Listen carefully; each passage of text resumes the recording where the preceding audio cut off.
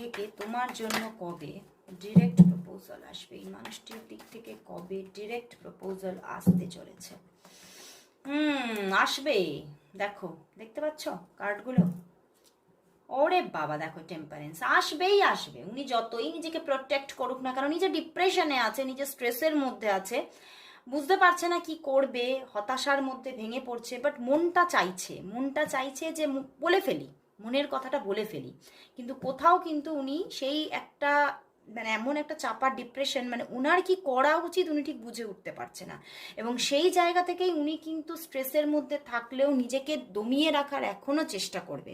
তো direct proposal আসবেই আসবে, কারণ উনি পারবে না, নিজেকে থামিয়ে রাখতে পারবে না।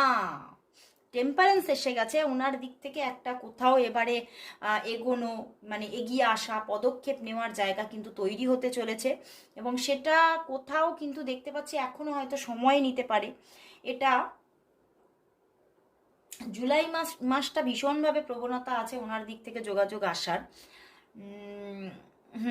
আইদার জুলাই মাস অর 5 মান্থের মধ্যেই কিন্তু তোমাদের মধ্যে যোগাযোগ, মানে ভুল বলে ফেলেছি, মানে ওনার দিক থেকে যে ডিরেক্ট প্রপোজাল বা পদক্ষেপ নেওয়া, সেই ব্যাপারটা কিন্তু আসতে চলেছে। ঠিক আছে, মানে উনি কিন্তু মানে এবারে কিন্তু ডিরেক্ট একটা তোমাকে কথা বলবে, মানে তোমার কাছে প্রকাশ করবে মনের ভাষাটা, মনের মধ্যে কি চলছে প্রকাশ করবে তোমাকে, সব কথাগুলো একদম স্বচ্ছভাবে পরিষ্কারভাবে তোমাকে বলবে। এবং তোমাকে কোথাও তুমি দেখবে সেটা কোথাও তোমাকে প্রপোজই করছে, ডিরেক্টলি ইনডিরেক্টলি তোমাকে প্রপোজ করছে, এটা তুমি বুঝতে পারবে, দেখতে পারবে। এবং অনেকের জন্য এটা কিন্তু কোনো এক্সট্রা রিলেশনশিপ, ওকে, অনেকের জন্য এটা কোনো এক্সট্রা রিলেশনশিপ হতে পারে, বা হতে পারে তোমাদের মধ্যে কেউ ম্যারিড হতে পারো, তো তার জন্য এটা কোনো এক্সট্রা রিলেশনশিপ হিসেবে গণ্য হচ্ছে।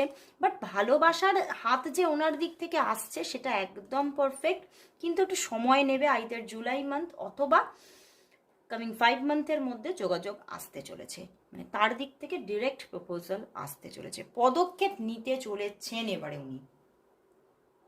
তো চলো বন্ধুরা, তাহলে দেখব যে